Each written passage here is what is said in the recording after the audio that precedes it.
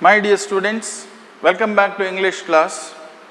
Today we are going to take up another poem, that is Song of India. The Song of India, written by Vinayak Krishna Gokak. V.K. Gokak is the poet. He has received so many awards for his literary works. He has presented his ideas in a beautiful poem, very meaningful and inspiring poem called The Song of India. The speciality of this poem is that there are two people speaking to each other here. It is a dialogue. When people speak to each other, it is a dialogue. It is a dialogue between the poet and Mother India. So it is in the form of a question and answer. Poet is asking Mother India something, and to which Mother India is replying. So throughout the poem you see question and answer, and it's a conversation also. We shall study what it is. So this poem also explains both sides of the coin, good as well as bad. Good is greatness of our country, which we are proud of, glorious past of our country, rich culture of our country. At the same time, we also get to know that in the middle of all these things, there are certain problems which we are facing today, or which we have been facing for several ages. So we shall notice what they are in our poem today. Concentrate. It is on page number 81, the Song of India. What song shall I sing of you, my mother? I asked. Shall I sing of the Himalayas with their snow-born peaks, of the three seas which wash your palm? Shall I sing of your clear dawn with its pure gold streaks? This was the question asked by the poet. Poet is requesting, he says, shall I sing? He is asking Mother India politely that whether he can sing a song, appreciating greatness of Mother India, appreciating greatness of motherland. See, the Indians have highest spirit of patriotism. In one of the shlokas, Sanskrit shlokas goes, Janani Janma Bhumischa Swargadapi Gariyasi. Mother and motherland are more than heaven. Mother and motherland, which has given life to us and shelter to us, they are more than heaven. So, poet is requesting Mother India to allow him to sing a song praising her. So he says, what kind of song shall I sing for you, my mother? Shall I sing of the Himalayas with the snow-born peaks? Himalayan mountain range, peaks are always covered with the snow. Snow-clad mountains, we say. And they are very beautiful to look at, very unique range of mountains. So, shall I sing of the beauty of the Himalayas, the northern part, which is like a crown to our country, at the top? Or shall I sing of the three seas that wash your palm? Shall I sing about those three water bodies which wash your palm? This part is palm. In south, if north has Himalaya, south has covered us on three sides with the three water bodies, Arabian Sea, Indian Ocean and Bay of Bengal. Shall I sing of the three seas that wash your palm? Shall I sing of your clear dawn with its pure gold streaks? Poet further asks Mother India whether he can sing about her clear dawn. What is this dawn? D-A-W-N. Dawn means early morning. Dawn means early morning. Opposite is dusk. See, dawn means early morning. Opposite is dusk. Dusk refers to late evening. Late evening.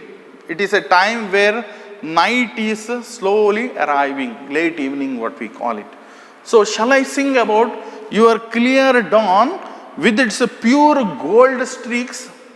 Poet once again, appreciates the beauty of sunrise. During sunrise, sun rays appear to be golden in color. That is why he says pure gold streaks, sun rays. During sunrise, sun's rays appear golden to the poet. See how he describes every point of nature. So this is what poet asks. Let us see what Mother India replies.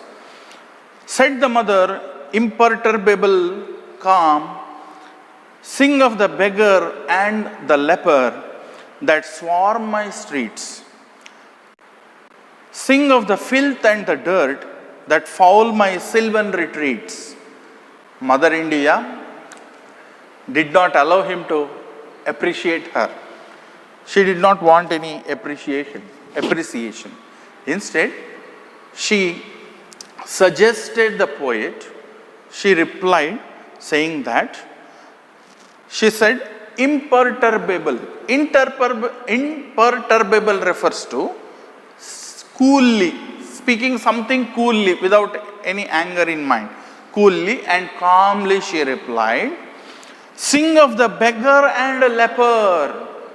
You think about and speak about and solve the problems of beggars and leper. Leprosy is a disease. One who is having leprosy is called a leper. Leprosy is a disease where hands, feet, they have very unique kind of foldings where they are not able to use the hands properly. That kind of disease.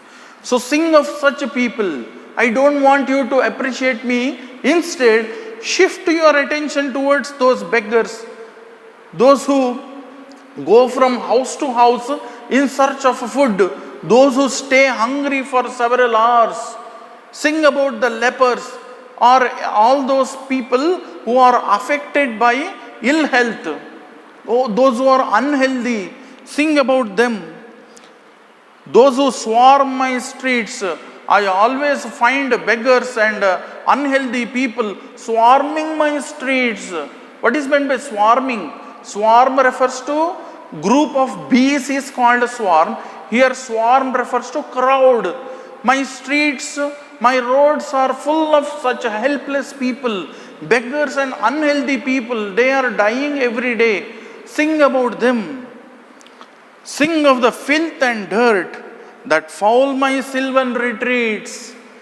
Sing about filth and dirt, that garbage and the dirty things that foul my sylvan retreats, that make my places dirty.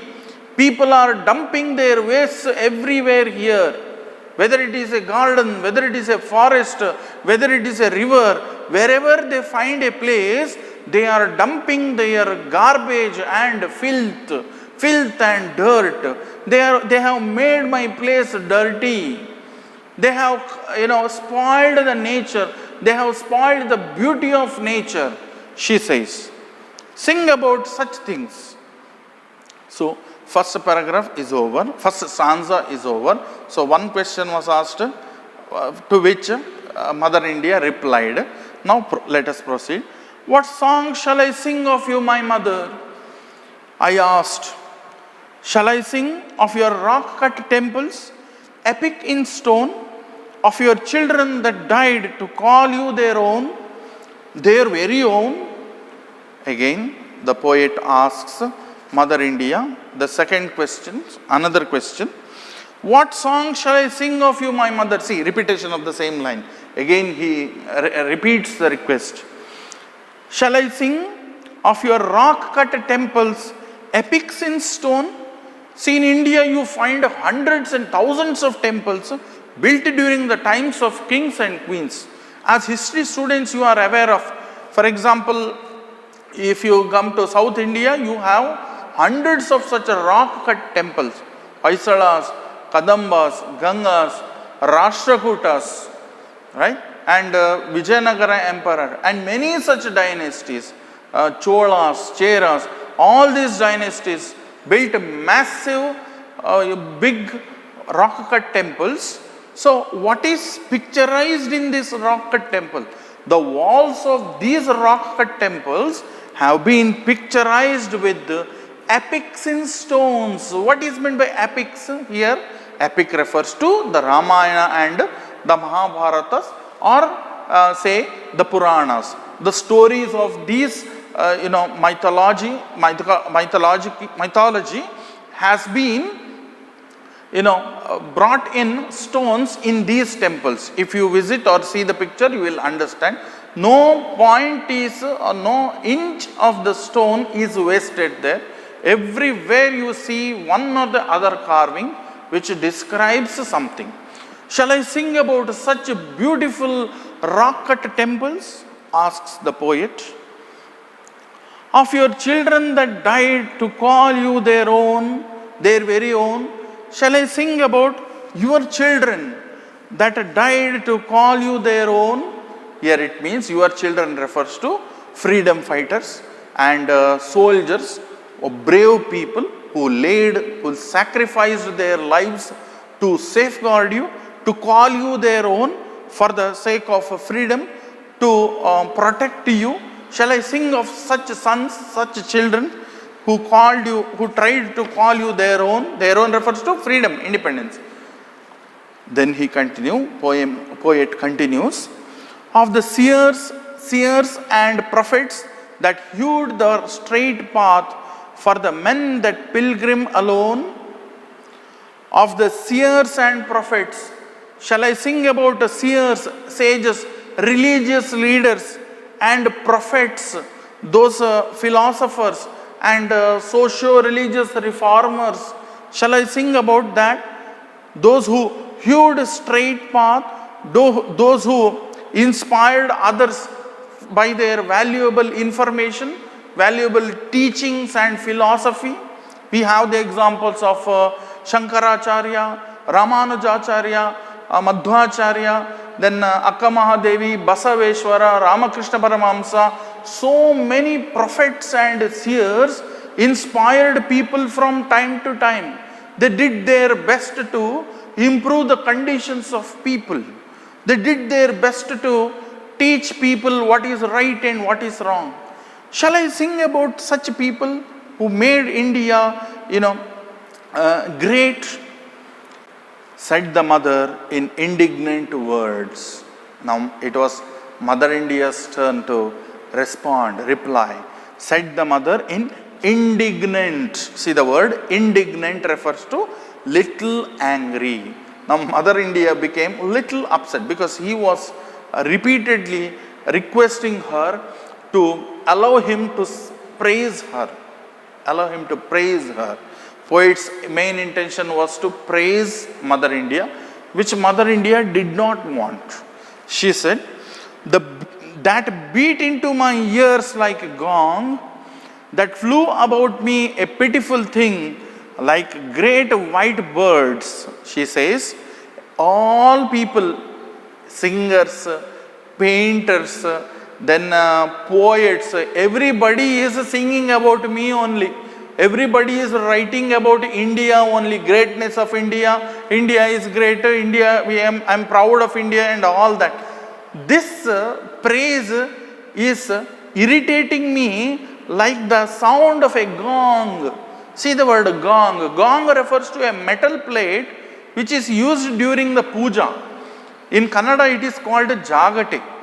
When we use jagate for a long time, right, it becomes an irritation, right? If you stay very close when the jagate is being used or the gong is being used, it irritates. It goes into your ears and you feel disturbed. That's why Mother India says such praises, such appreciation is disturbing me.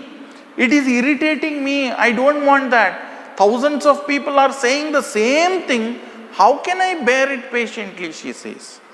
That beat into my ears like a gong, that flew about me, I always hear a pitiful thing like great white birds. So such thoughts come and go like birds. They are not permanent. One comes, praises and goes, just like that. Then she continues, Mother India says, sing of the millions that toil, sing of the wrinkled face, indexing ignorance, sing of the helpless child born in a bleak dark home. Mother India says, instead of that, you sing of the millions that toil, sing of the millions of people in India who toil. Toil refers to work hard from morning to evening, from sunrise to sunset. Many people work hard, from farmer to soldier, from doctor to lawyer, from teacher to student. Many people work hard for their family as well as for the country. Sing about them. Sing of the wrinkled face, indexing ignorance. Sing of the wrinkled face. Wrinkled face, whose face is always wrinkled? Wrinkle refers to, you find many curves and lines on somebody's face, especially old people, aged people. Sing of such people, aged people, indexing ignorance. Sing about those ignorant people who are in misery.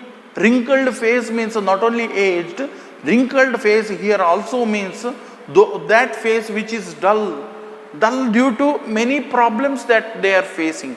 People who are in misery, big problem. Sing about such people. Indexing ignorance, due to ignorance, not knowing anything, they are in problem. Innocent people. Sing of the helpless child born in a bleak dark home. You can also sing about and think about that helpless child who is born in bleak refers to empty, dark home. See what kind of home it is? See, the home alone suggests the poverty. Bleak refers to empty, there is nothing to eat, no facilities, no light, no fan, no AC, no proper bed to sleep, no proper nutritious food to eat. In India, many people, many children are under malnutrition due to poverty. So, born in that child, helpless child, born in a bleak, dark home. Bleak refers to empty, having nothing inside. Dark home refers to, once again, having no light, small hut, very poor home, very poor house. Born, a child is born there. Sing about such, children who don't get nutritious food. There are so many hundreds of children in India. Nervous, I yet would ask, deeming it my task, what song shall I sing of you, my mother? What song? Shall I sing of the dam and the lakes, of steel mills, the shipbuilding yard, of the men that work hard to technologize, to put you on the page of the atomic age? See, at the end of poet's dialogue, there is a question mark always. He says, nervous. When Mother India replied him with these many facts, he became nervous. Nervous because poet has no courage to command over the mother. See, a son cannot command over the mother. He cannot instruct. He cannot, put any command over his mother. So he can only request. As young people, we can only request our, old people or parents or elderly people. Similarly, he said he was nervous. He became nervous because mother is not allowing him to sing according to his wish. So he became a little nervous. He says, I yet would ask, but still, I am nervous, but still I would like to ask, deeming it my task, I consider it my task, I consider it my duty. What is poet's duty? Singing a song for Mother India is his duty, he says. Then he continues, what song shall I sing of you, my mother? Again he says, What song? What song you want? Shall I sing of the dam and the lake? See, India has many dams. After independence, many dams have been built. Our social science students know the multi-purpose river valley projects, during which many dams were built to meet the needs of people for power generation, to control flood, then soil erosion and so on. Shall I sing of the dams? India is having longest dam and the highest dam also. Many new dams are being built. And shall I sing of the lakes? India has many lakes, both salt water lakes and fresh water lakes. So many hundreds of lakes are found across India. Shall I sing about the beauty of such dams and lakes? Of steel mills, shall I sing about the steel mills? During 5-year plans, we see Indian government built so many iron and steel plants, where iron and steel materials are exported or manufactured and then exported. Shall I sing about the steel mills, all those industries and factories, or the shipbuilding yards along the coastal line? We see many shipbuilding yards where new ships are built, old ships are they are discarded. Such shipbuilding yards. Of the men that work hard to technologize, to put you on the page of atomic age. Shall I sing about those men, those scientists, those great thinkers who work hard to technologize, to introduce new technology? Such scientists work in their laboratory for hours together to do something new, to invent something new.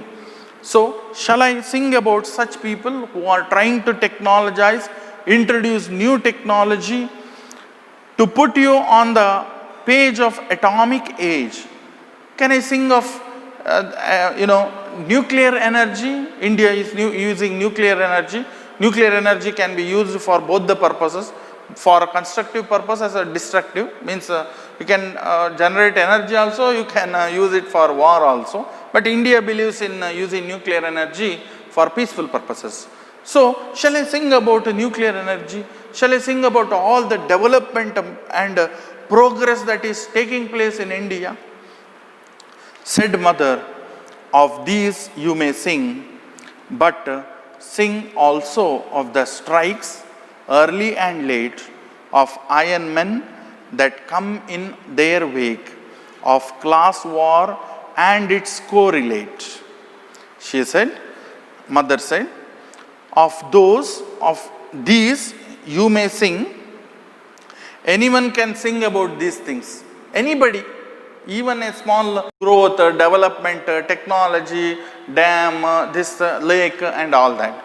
Anybody can sing, but also sing about the strikes and bonds, all the violence that takes place, early and late, all those strikes which have taken place before and now, early and late, of iron men that come in their awake, of iron men, sing about the brave people who always sacrifice their lives for our country. During several occasions, people sacrifice their lives for country's sake. Those iron men, iron refers to here brave men who come in their wake, who never sleep to protect me, of class war and its correlate. Class war refers to strike, the fight between the upper class and the lower class, the fights between the employers and employees, workers. You highlight all these, she says. Querulous, I said. Querulous means little bit complaining, remarking. I said, he is querulous, he is little upset with Mother India because she is not allowing him to speak. She is not allowing him to sing a song of his choice. Is there no song that I can sing for you? See, I requested you thrice or 4 times. So allow me to sing a song. You are telling me to divert my attention towards other things. Isn't there any song that I can sing for you? Can't you suggest one song that I can sing for you? Heart whole, unalloyed. Can't I sing heart whole? Refers to wholeheartedly, completely. Unalloyed refers to pure. I want to sing a song with a pure feeling, pure heart. He says, a song bathed in stainless blue, unwavering in the void. I want to sing which is bathed, which is full of, bathed means taking bath, here full of, covered with stainless blue. What is meant by, he also is here, stainless steel, it is permanent. Just like that, stainless blue, that is a permanent one, firm one. It is a memorable one, never to be forgotten one, that which touches your heart. Shall I sing such song? He says, unwavering in the void, that which time cannot erase, that which remains permanently in your mind forever. Allow me to sing such a song, mother. Poet pleads now. At that time, the mother rose, draped in the blue sky. Milk white oceans heaved around her. Their waves were entrancing and enthroning light, on which she sat and wrote the book of the morrow.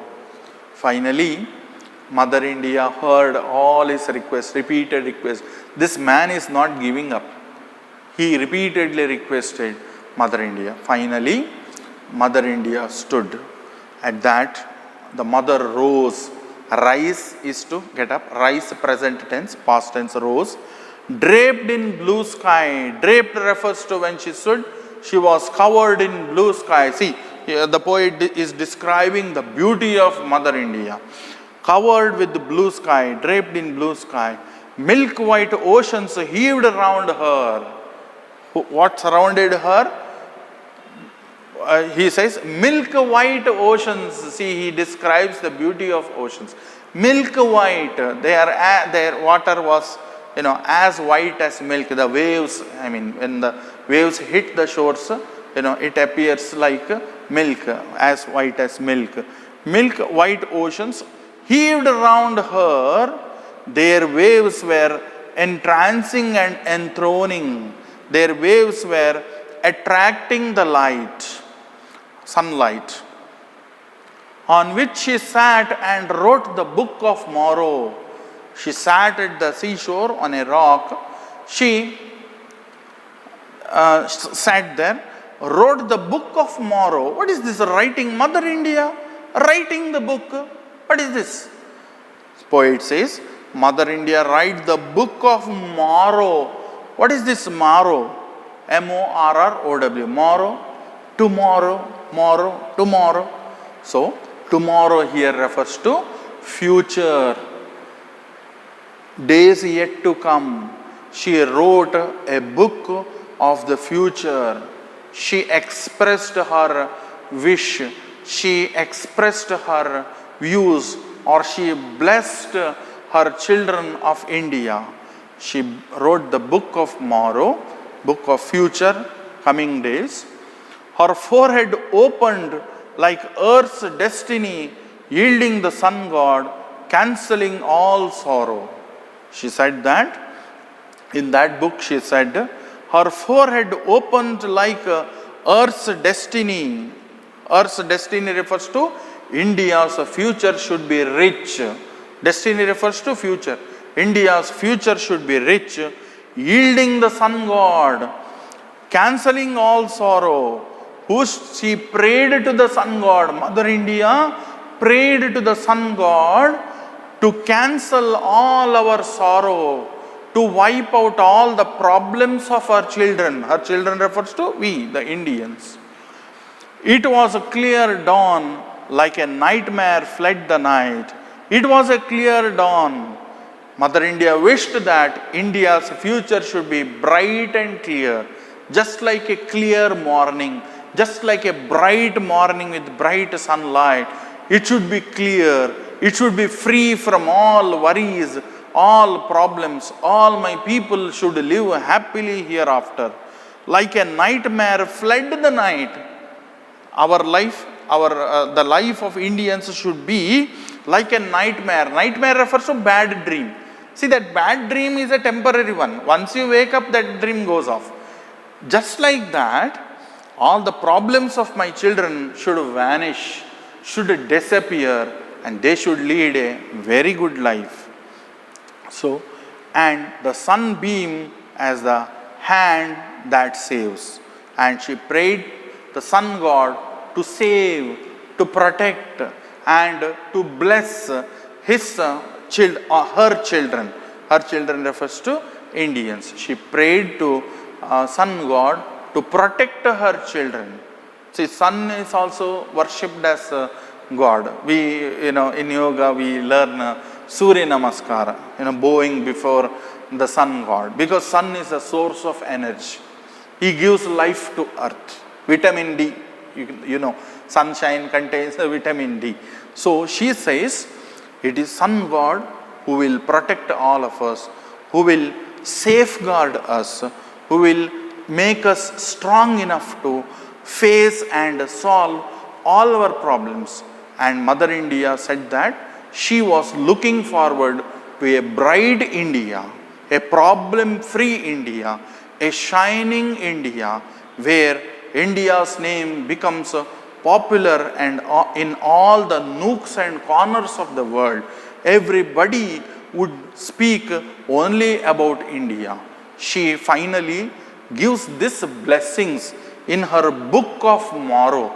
Book of Morrow refers to the book of future. The future of India should be bright. So here ends the poem, Song of India. As I said, it is a dialogue between the poet and Mother India. Poet is requesting Mother India, to which Mother India is replying. She suggests the poet to divert from what others do. All the poets, singers, they always sing about the greatness of India. But Mother India suggests the poet, you don't do what others do. You concentrate on, you focus on, you throw some light on, you divert your attention towards all those people who are suffering. See, a coin has two sides, one side and another. Positive and negative, what we call. Positive side is all this. This is great, that is great, dams, lakes, industries, atomic age, satellite, this thing. But there is darker side also, negative side also. Negative side refers to problems. On the one hand, merits, on the other hand, demerits. People are in great problems, right? So highlight such problems. Make such problems known to the people so that they can help others. Don't highlight only my greatness. Also highlight the plight of the people, poor condition of the people, he says. So, in this way, we studied a poem, beautiful poem, meaningful poem written by V.K. Gokak, the Song of India. Go through this poem again and again. Watch this video repeatedly in order to understand the poem in a better way.